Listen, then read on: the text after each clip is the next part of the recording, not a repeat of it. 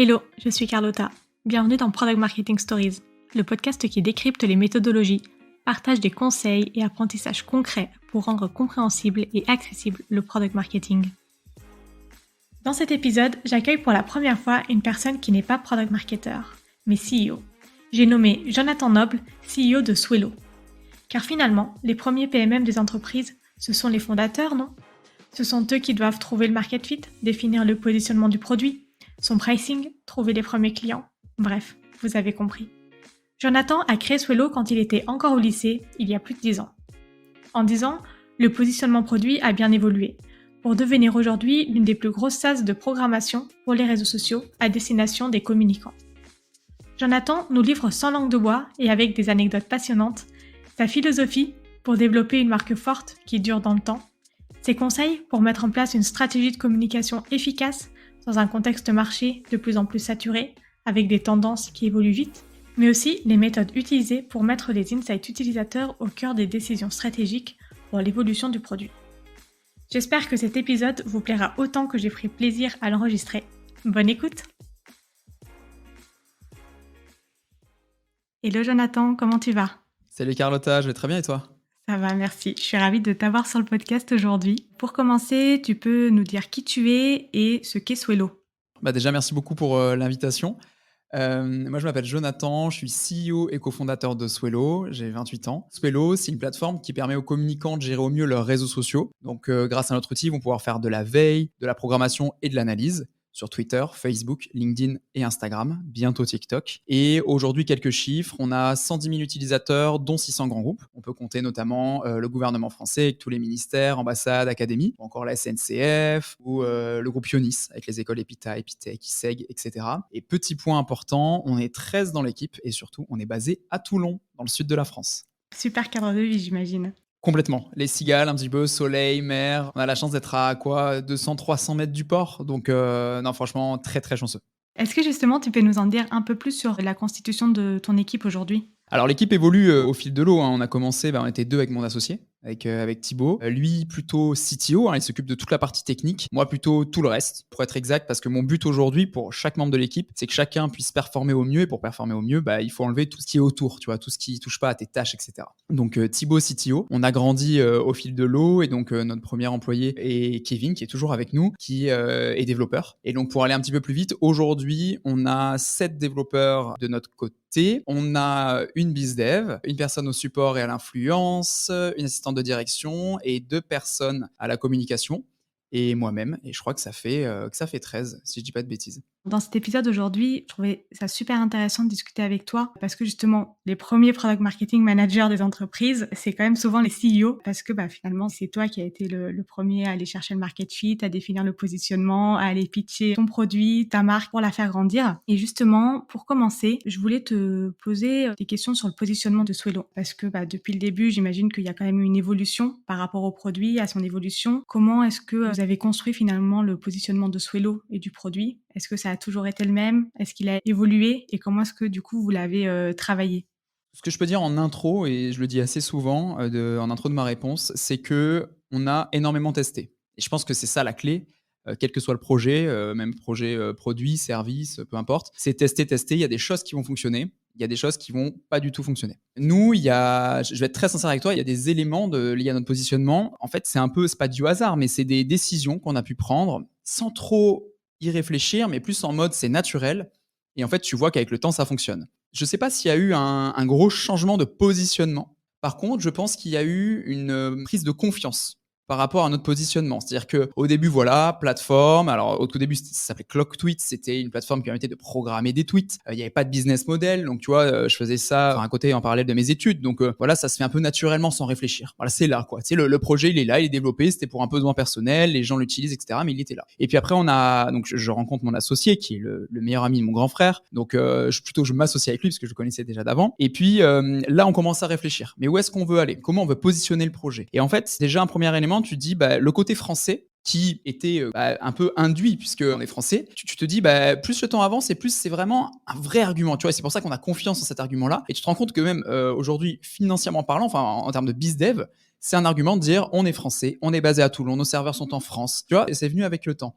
Après, tu vois, dans la question que tu me poses, moi, ça me fait tout de suite penser aux tarifs. Tu vois, quel est le positionnement de vos tarifs? Pourquoi vous avez mis tel prix, et cetera, et cetera. Bon, déjà une petite anecdote. On est pas mal accompagnés. Alors, il y a rien de signé, mais c'est vrai qu'on a la chance d'avoir des entrepreneurs autour de nous, de questionner beaucoup d'entrepreneurs qui nous inspirent. Et dans le cadre d'un accélérateur qu'on a fait à Toulon en 2015, au début de Swello, quand je dis Swello, pour donner le contexte, Swello existe depuis 2010. Mais de 2010 à 2015, c'était un projet, ce fameux projet étudiant. En 2015, je m'associe avec Thibaut et on rentre dans un accélérateur. C'est là où on va créer la société, parce qu'avant, c'était qu'un projet.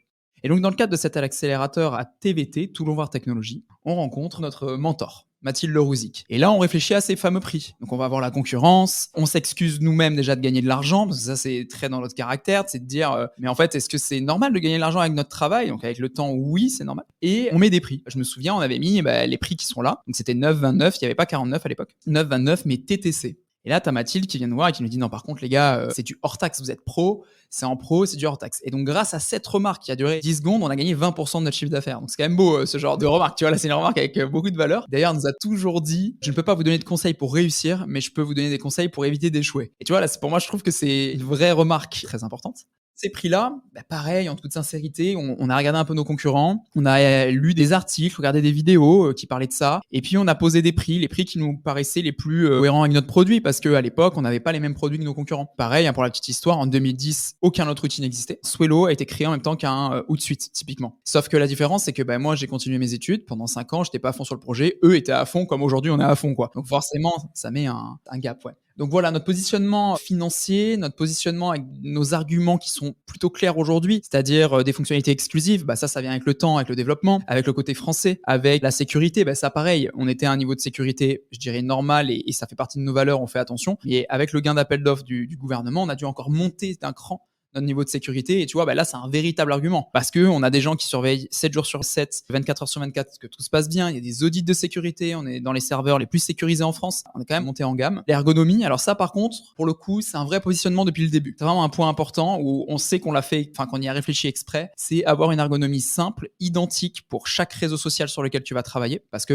aujourd'hui, si tu vas sur Facebook, sur LinkedIn, c'est pas du tout la même interface. Là, l'idée, c'est d'avoir la même interface partout. Et en 4 clics, programmer ton post, tu vois. Et donc, voilà, on a réfléchi ça. Ça, c'était un vrai argument. Et puis, il y en a sûrement d'autres, mais pour conclure cette réponse qui est déjà beaucoup trop longue, c'est qu'il y a des choses réfléchies, il y a des choses où on a eu des feedbacks de l'extérieur qui ont pu nous aider à prendre telle ou telle décision, et il y a des choses qui se sont réalisées un peu naturellement. Ce qui est sûr, c'est qu'aujourd'hui, on a bien cadré ça, et ce sont tous devenus de vrais arguments de positionnement. Justement, ces arguments de positionnement aujourd'hui, comment est-ce que vous les hiérarchisez? Est-ce que typiquement, tu disais que vous avez finalement des clients qui sont très différents, des petits, des grands, freelance, grands groupes, le gouvernement. Donc j'imagine qu'il y a potentiellement des besoins qui sont différents. On pourra déjà valider ce point. Est-ce que selon justement la cible que vous adressez, tu vas pas mettre en avant les mêmes arguments? Comment est-ce que tu le gères? Alors effectivement, pour répondre à ta première question, il y a des besoins différents. Et à la fois, il y a aussi beaucoup de besoins identiques. C'est aussi la force d'un SaaS, c'est-à-dire que nous, on a un modèle éco SaaS, Software as a Service, sous forme d'abonnement. Et l'idée, c'est qu'il y a des plans qui sont déjà prédéfinis. Parce que s'il faut faire un plan sur mesure pour chacun de nos clients, chacun de nos utilisateurs, tu vois, on a 110 000 utilisateurs, c'est impossible. C'est pas possible. En tout cas, pas à 13, tu vois. Il y a quand même des besoins, énormément de besoins qui sont similaires. C'est ça quand même la bonne nouvelle. Mais pour te rejoindre, on adresse autant un freelance qu'une TPE, PME, agence, startup, grand groupe, tous les communicants, en somme. C'était le premier point.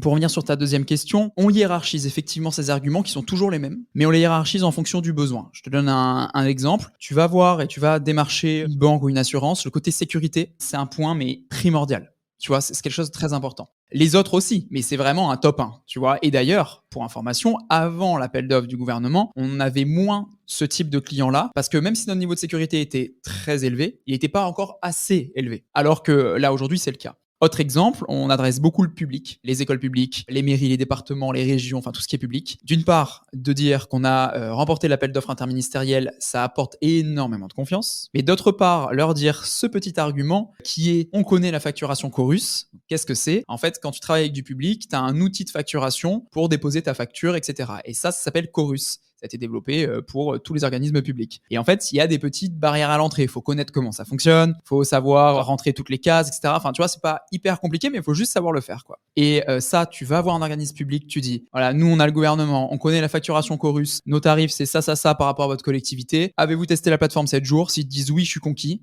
je te donne une info, mais le côté public, justement, cet axe-là, c'est là où on a le taux de conversion le plus élevé. C'est on répond aux besoins à la fois opérationnels, donc pour les community managers, social media managers chargés de com, et à la fois le besoin plus large avec les équipes financières. Parce que tu leur dis, en fait, vous n'aurez rien à nous expliquer, on connaît déjà tout. Testez l'outil, si ça vous convient, on gère tout, tu vois. Tu vas plus loin que juste répondre aux besoins. Et je sais, connaissant nos concurrents avec qui on s'entend très bien, que certains ne répondent pas à ces besoins-là, en fait. Mais c'est un choix. Pour le coup, c'est aussi un positionnement. Je vais pas faire chaque verticale, mais oui, il y a de la hiérarchisation argumentaire, finalement. Maintenant, tous les arguments sont importants. Mais en fonction, on adapte le discours. Du coup, dans votre démarche, c'est plutôt, vous avez choisi les types de clients à adresser et du coup, c'était, une démarche interne qui allait aller vers, le marché, on va dire? Ou au contraire, ça a été une démarche plus opportuniste? Comme tu disais là, vous avez eu un client avec, le gouvernement, du coup, ça vous a ouvert des portes et donc plus de potentiel pour aller, vers le public? Ou c'est un peu des 2? Je sais pas si tu as des conseils sur ce côté-là, de comment choisir ses clients? Est-ce que ça vient à soi ou, est-ce qu'il faut vraiment, les choisir? Un peu des deux. Ce qu'il faut savoir, c'est que déjà, on adresse quand même une cible qui est très large. C'est-à-dire que nous, c'est les communicants. Bien sûr qu'on a identifié des métiers cibles que j'ai pu citer tout à l'heure, community manager, social media manager, chargé de com. Donc ça, déjà, c'est assez clair. Mais finalement, aujourd'hui, chaque entreprise communique. Tu vois, donc, au final, toutes les entreprises sont nos cibles. Enfin, tu vois, c'est ça le truc. Donc, c'est quand même assez large. Je dis ça pourquoi? Parce que pour d'autres personnes, pour d'autres services, pour d'autres produits, la cible est peut-être plus nichée. Donc, déjà, je trouve qu'on a quand même un avantage, qu'on est quand même chanceux d'avoir cette cible qui est assez large. Ça, c'est le premier élément. Et d'ailleurs, plus d'opportunisme, je pense. Parce que je me souviens, au début, on voulait adresser énormément les agences parce qu'on s'était dit, une agence a plusieurs clients, c'est plusieurs profils sociaux, donc c'est cool. Sauf qu'en fait, avec le temps, tu vois que ça demande énormément d'énergie parce que, comme il y a plusieurs clients, il y a des besoins qui sont totalement différents. Et comme on n'est pas un Hootsuite qui est très complet, mais plus complexe que nous, en tout cas, on répondra jamais à l'ensemble des besoins de tous les clients de toute l'agence, tu vois. Et donc, on s'est pas acharné, mais tu vois, on a testé pendant longtemps de répondre à ce besoin-là. Et en fait, tu te rends compte que c'est pas ça le plus pertinent. Donc, on s'est dirigé vers d'autres verticales. Et c'est vrai que le public est arrivé assez rapidement à nous, avant l'appel d'offres même. Il y avait déjà pas mal de mairies. Le public, c'est large, hein. Ça peut être Pôle emploi, des CCI, des écoles, des mairies. Enfin, tu vois, c'est tellement vaste. Et en fait, c'est venu un peu à nous. Puis après, tu vois, il y a eu, là, je mélange un peu les deux, mais donc le public, mais aussi l'éducation. Tu vois, on a eu le groupe Ionis qui est arrivé. Il y a le groupe Éductive. Il y a Sciences Po, la Sorbonne. Tu vois, enfin, de plus en plus d'écoles qui arrivent. Je pense qu'aujourd'hui, on doit avoir 200 écoles, je dirais. Bien sûr qu'on a cherché, mais c'est plus venu à nous. Tu vois, on s'est pas dit tout de suite, OK, c'est le public qu'on va adresser, quoi. Ouais, d'où l'importance en fait d'être, super ouvert d'esprit, de pas forcément se fermer, se cantonner. Comme tu disais, on peut tester, voir si ça marche et si ça marche pas, en fait, se dire: «Bon, bah, on teste autre chose» et pas, se bloquer et pas réussir à avancer parce qu'on n'arrive pas à ouvrir les yeux, ouvrir le champ des possibles par rapport au type de client qu'on peut adresser. Pardon, pour compléter, parce que tu me demandais un conseil, Ouais. c'était aussi de continuer à tester. Je te donne un exemple. Nous, le phoning, ça ne marche pas. Tu vas prendre le téléphone, appeler, ça ne marche pas du tout. Par contre, trouver les bonnes personnes, les contacter sur LinkedIn. LinkedIn, c'est notre canal d'acquisition numéro 1. Ça fonctionne. On a trouvé nos plus gros clients grâce à des emails sur LinkedIn. Donc, ça fonctionne vraiment, en tout cas en retour d'expérience. Et on fait beaucoup d'emailing en prospection. Ça marche bien. Maintenant, on a aussi une stratégie de communication qui est présente et très forte depuis le tout début de Swello. Et c'est d'ailleurs le canal aussi très important chez nous qui nous fait arriver de l'entrant. Et aujourd'hui, c'était pas du tout le cas il y a quelques années. C'est pour ça que je me permets de nuancer aussi, parce que il y a encore quelques années, on n'était pas à l'équilibre. Quand on a fait notre levée de fonds, on faisait 700 € de chiffre d'affaires. Enfin, tu vois, faut aussi montrer que il y a des moments qui sont compliqués. Tu vois, c'est aujourd'hui, on fait énormément d'entrants, mais je pense que c'est grâce à tout ce travail pendant toutes ces années, on a tenu, tu vois, le calendrier social media qu'on fait avec le blog du modérateur, on ne demande pas d'email et ça fait cette année 55 000 téléchargements là en juillet, alors qu'il y a 5 ans, ça faisait 2000 téléchargements dans l'année. Et donc, tu vois, c'est aussi tenir des formats. Enfin, notre objectif numéro 1, c'est apporter de la valeur, sans attendre en retour. Parce qu'on se dit que le jour où telle ou telle personne aura besoin d'un outil, on l'espère, il pensera ou elle pensera à nous. Donc, tu vois, voilà, le conseil, c'est tester. Peut-être que chez vous, le phoning, ça va marcher, alors que chez nous, ça n'a pas marché. Donc, tester les moyens de prospection, créer de la valeur, c'est très important. Et puis après, avancer et toujours tenir, tu vois. Ça, c'est important aussi parce qu'en business, c'est pas si facile. C'est super intéressant ce que tu dis sur, la stratégie de communication et le fait de donner un maximum. Parce que c'est vrai que souvent on a quand même tendance à toujours vouloir, vendre son produit, à dire, «Bah, mon produit c'est le meilleur, pour telle et telle raison» et finalement à oublier d'apporter de la valeur. D'où, ma réflexion et dis-moi ce que tu en penses, de toujours se poser la question de quelle est la place du discours produit en tant que tel dans la communication. Et aujourd'hui, de ce que je comprends, finalement, c'est pas le produit qui est le centre de la com chez vous. Est-ce que tu peux nous en dire plus sur, comment est-ce que vous avez défini cette stratégie? Comment est-ce que vous mettez le curseur en fait entre la partie branding et le produit? Tu as tout à fait raison, hein, je suis entièrement d'accord avec toi sur tu as une belle analyse de ce qu'on fait. C'est exactement ça. Notre stratégie, elle a été un peu instinctive. Elle part un peu de nous, on se dit: «Qu'est-ce qu'on aimerait voir nous?» Qu'est-ce qui peut nous toucher en tant que personne sur les marques qu'on apprécie? Et en fait, tu remarques à chaque fois, ce qui revenait à chaque fois, c'était la pub produit, c'est un peu pénible. Tu vois, c'est pas ça qu'on va chercher. On connaît le produit, on sait qu'il est là, on sait ce qu'il peut faire, etc. Donc, on s'est très très vite placé en mode, on apporte de la valeur sur tous nos canaux liés à la communication, newsletter, blog, webinar, livre blanc, réseaux sociaux et j'en passe, podcast, etc. Et notre produit, on n'en parle que quand il y a une nouvelle fonctionnalité. Tu vois, c'est un peu le truc. Alors aujourd'hui, en termes de piliers de contenu, il va y avoir justement ce côté Swello. Quand je dis Swello, c'est autant les fonctionnalités que la vie d'équipe. Ça aussi, c'est très important. On aime partager notre vie d'équipe, montrer qui est derrière, l'évolution de la boîte. Tu vois, il y a des gens, ils sont là depuis 2010. Et en fait, ça me fait trop plaisir, ouais, qui nous suivent et qui disent, j'ai connu Clock Tweets à l'époque, le site marron, parce que à l'époque, le site était marron, il est pas très joli. Vous pouvez retrouver ça sur Google. Et c'est trop chouette parce que c'est ça où je me dis, il y a une vraie communauté. On la monte, cette vraie communauté. Donc ça, c'est le premier pilier de contenu. Ça va être vraiment Swello, tout simplement. Tu vas avoir un deuxième pilier qui est du coup le plus gros, le majeur. C'est l'apport de valeur lié à la communication. Donc, tu vois, on publie 3 articles de blog par semaine. Donc, ça veut dire que sur nos réseaux, on va le partager. On fait des posts pour LinkedIn, pour Insta, pour Facebook, pour Twitter qui sont très spécifiques sur de l'apport de valeur. Ça peut être des tutos, ça peut être des conseils, des rappels par rapport à la santé mentale, parce que c'est un sujet très important pour nous en ce moment. Donc, tu vois, ça va être vraiment le cœur de notre stratégie. Et puis après, tu vas avoir d'autres contenus un peu plus, je dirais, plus divertissants. Tu vois, c'est du divertissement. Par exemple, les mercredis, où un mercredi par mois, on met un mème lié au community management. Par exemple, des jeux, tu vois, on avait déjà fait un jour une sorte de mot croisé du CM. Je sais pas, un TikTok qu'on va reposter sur nos réseaux parce que il a bien fonctionné. Donc du coup, l'idée, c'est de partager un peu de moments de vie ou tu vois, un truc un peu rigolo. Tu vois, on a ces 3 piliers avec tout en haut l'apport de valeur, du divertissement et Swello. Donc voilà comment on fonctionne. Et pour l'instant, même si ça a pris du temps, ça fonctionne bien. Et en tout cas, ça nous ressemble. Tu vois, c'est surtout ça. Ça ressemble à nos valeurs, ça nous ressemble. Oui, et j'imagine du coup, en fait, c'est ce qui vous permet aussi d'avoir des leads beaucoup plus qualifiés tout de suite, parce que les personnes que vous adressez, elles vous connaissent, elles savent qui vous êtes, ce que vous apportez, et donc il y a presque plus de doute en fait quand les gens viennent à vous. Exactement. Alors pour moi, comme je le disais tout à l'heure, il reste le point important de tester le produit. Tu vois, on est vraiment dans cette optique de tester le produit. Enfin, c'est vraiment la chose numéro 1 qu'il faut faire quand vous arrivez sur Swello. Parce qu'à l'époque, les gens testaient même pas, s'engageaient, c'était cool et tout. Et en fait, au bout d'un mois, ça répond pas à mon besoin. Bon, ça lui a fait perdre du temps et ça nous fait perdre du temps. Donc tu vois, là, on est vraiment en mode, notre image vous plaît, on vous apporte de la valeur, l'outil vous semble idéal. Ok, testez-le et puis après on voit.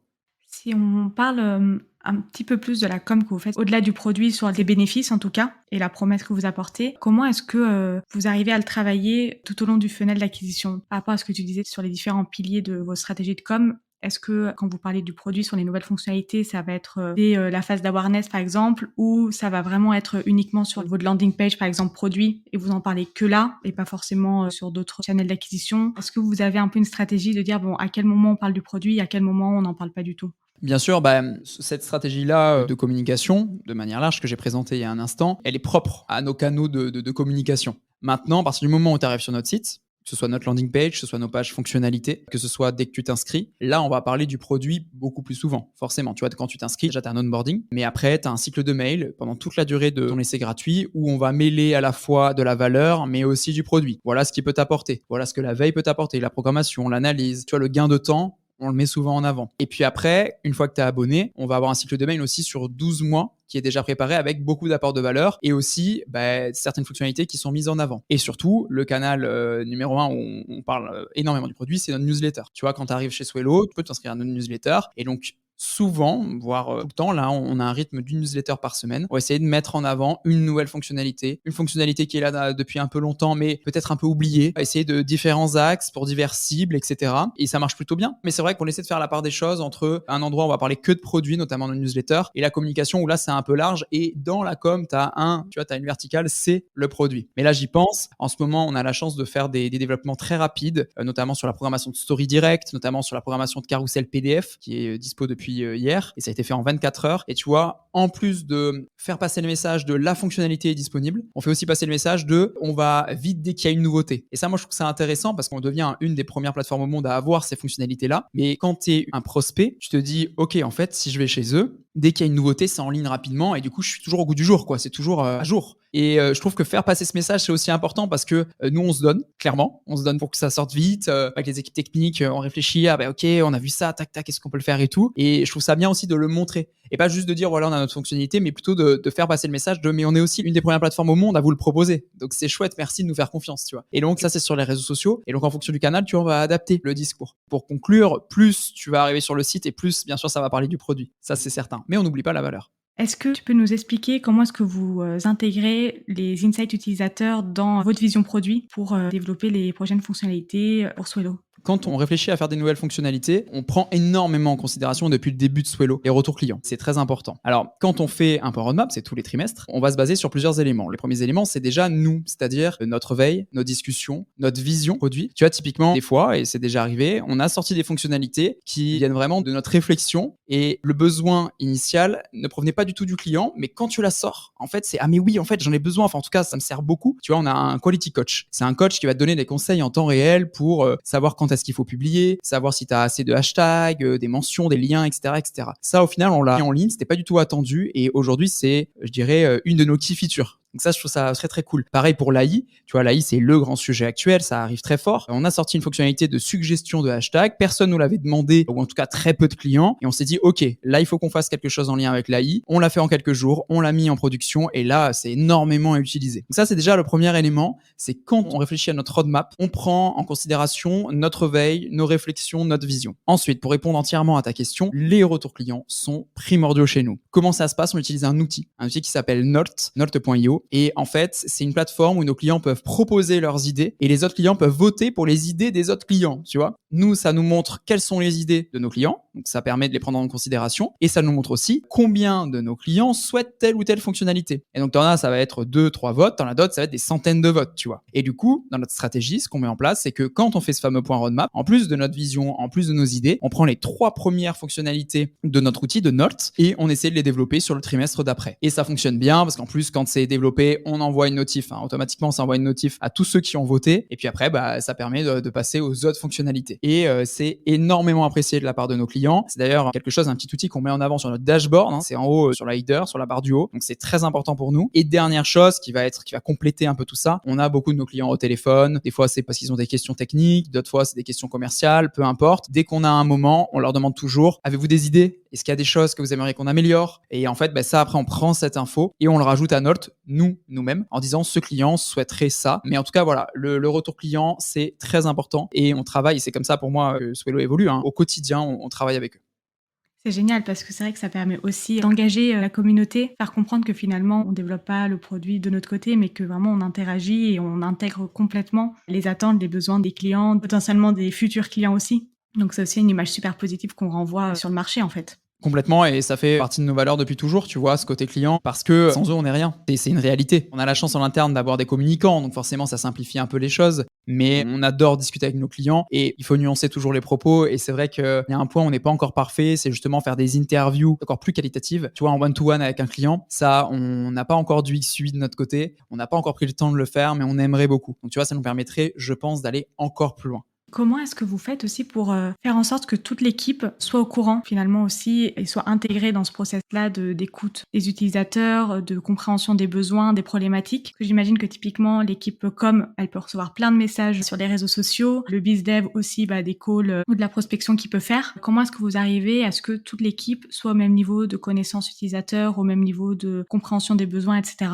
Déjà, on se parle beaucoup. Tu vois, le côté humain, moi je dis toujours, je vais pas monter une boîte pour ne pas parler ou voir les gens. Alors, petite parenthèse, on fait une semaine de 4 jours et demi chez Swello et il y a entre 1 et 3 jours de télétravail par personne, mais il y a quand même 2 jours à 3 jours, voire pour certains 5 jours de présentiel. Tu vois, ça c'est très très important. Et du coup, ça nous permet de beaucoup communiquer. En fait, même sans qu'on s'en aperçoive, on va prendre un café, un thé, un chocolat chaud. Et en fait, tu vois, des fois t'en parles, mais sans même t'en apercevoir. Ou alors on parle d'autres sujets qui n'ont rien à voir, mais tu vois, cette proximité fait que déjà, on discute tous ensemble, naturellement. Maintenant, il y a aussi d'autres choses, c'est qu'on fait une réunion toutes les semaines, une réunion, je dirais, pour savoir qui en est où chaque pôle prend la parole.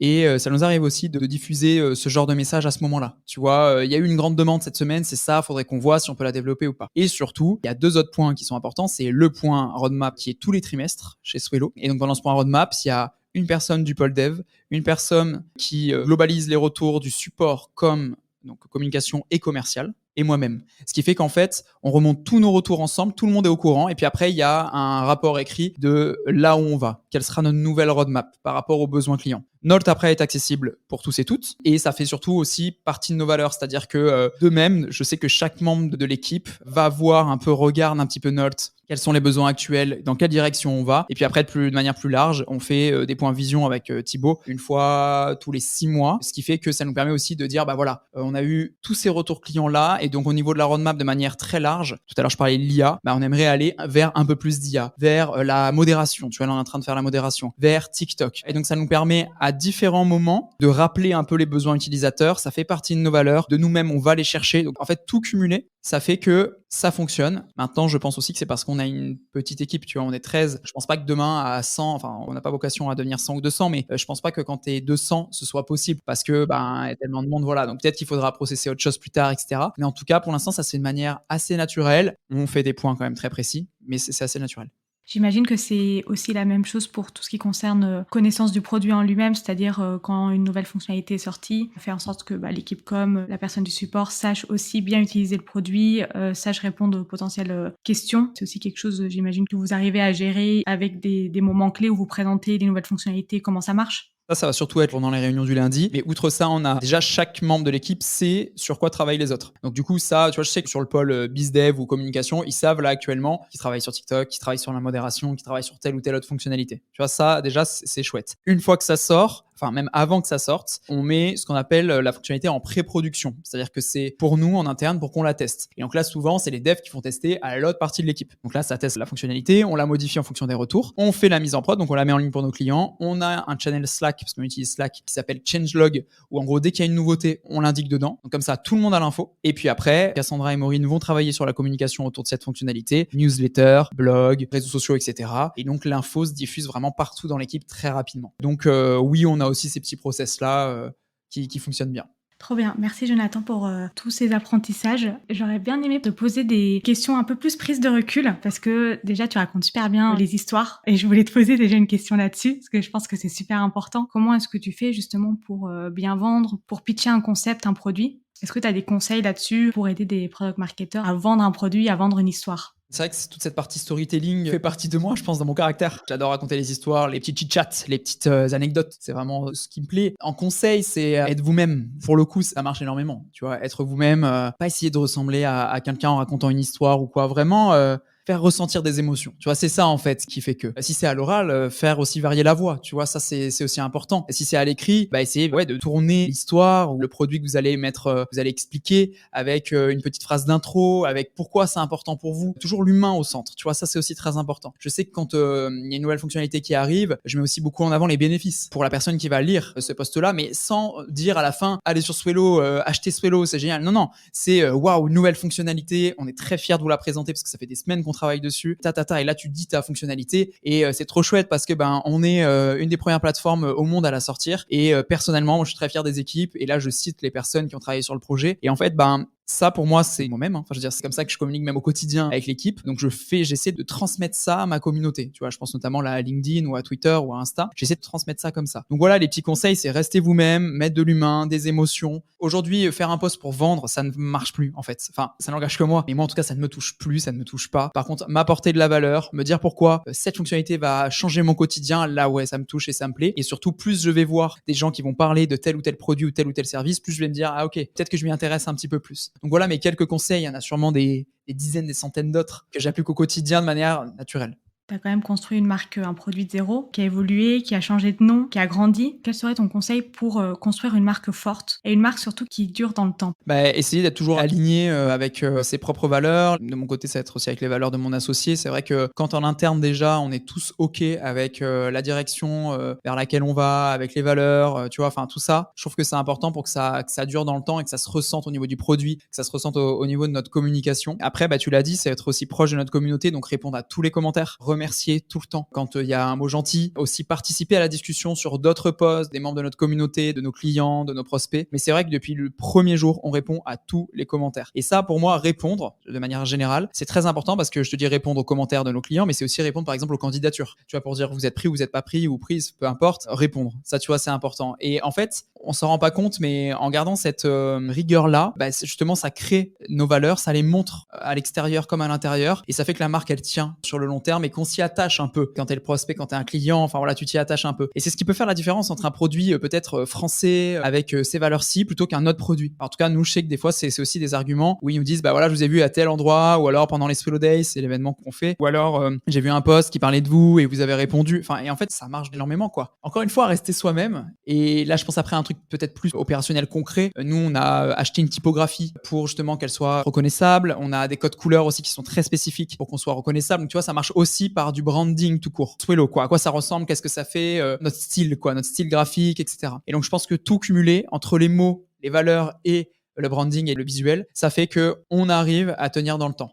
Après, encore une fois, on a testé, on a fait des erreurs. Il y a des moments où peut-être les visuels n'étaient pas OK. Des fois, ça peut aussi mal se passer. Mais c'est aussi avoir du courage, tu vois. Je me dis tenir et garder cette vision-là. C'est ce qui permet de tenir et que ça fonctionne vraiment dans le temps sur plusieurs années. Trop bien. Merci beaucoup, Jonathan. Si ça te va, on passe aux 3 dernières questions de la fin. Ça me va parfaitement. Quelle est la prochaine personne ou le prochain sujet que tu aimerais écouter sur ce podcast et pourquoi ? Ah waouh, il y a plein de personnes que je pourrais recommander. Allez, je vais recommander, je sais qu'il fait très peu de podcasts, mais je vais recommander Joseph Ayoub, qui est le CEO et cofondateur de Mieux que des fleurs. C'est les ballons en forme de cœur qui sortent quand tu ouvres le carton. Lui, c'est des produits physiques. C'est des produits physiques qu'ils ont. Et justement, ça peut être intéressant sur les mêmes questions que tu as pu me poser, voir comment sur un produit physique ça fonctionne. Après, je sais que tu as reçu d'autres invités, mais je veux dire, le connaissant et connaissant le projet, je pense que ça peut être intéressant. Carrément. Merci pour la reco. Quelle est la ressource ou le livre que tu recommandes, que ce soit lié au perso ou au pro ?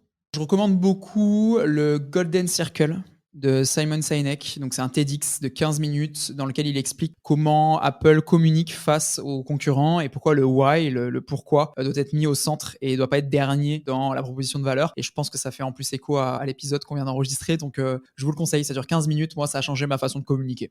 Je suis d'accord avec toi. Dès que j'ai besoin, je le réécoute et franchement, c'est à écouter sans modération. Et pour finir, où est-ce que les gens peuvent te contacter, que ce soit pour te remercier d'avoir fait cet épisode, s'ils ont des questions à te poser sur Swelo, sur l'équipe ou autre? Autant pour Swelo que pour moi, ça peut être sur n'importe quel réseau social, que ce soit LinkedIn, Twitter, Insta, alors pas Facebook. Facebook, on est beaucoup moins, enfin en tout cas moi en perso. Mais ouais, on va dire LinkedIn à privilégier ou Insta ou Twitter. Voilà, et donc c'est soit mon nom prénom, Jonathan Noble, soit Gaphisme, c'est mon pseudo. Parce qu'à l'époque, il y a 13 ans, on mettait pas son nom prénom sur les réseaux, on mettait un pseudo. Et après, pour Swelo, c'est Swelo ou Get Swelo. Pareil sur les réseaux sociaux. Et si vous avez vraiment une question très spécifique par rapport au produit, c'est toujours support@swelo.com. Voilà, c'est très simple. Merci beaucoup, Jonathan, et j'espère à bientôt. Merci beaucoup à toi, et oui, à très bientôt. Salut. Merci d'avoir écouté cet épisode jusqu'au bout. Si l'épisode t'a plu, n'hésite pas à le partager sur LinkedIn en me taguant. Tu peux aussi me soutenir en laissant un avis 5 étoiles sur Apple Podcast et me laisser un commentaire. Ton aide est précieuse pour m'aider à faire connaître Product Marketing Stories et aussi m'encourager à créer davantage de contenu. Alors merci!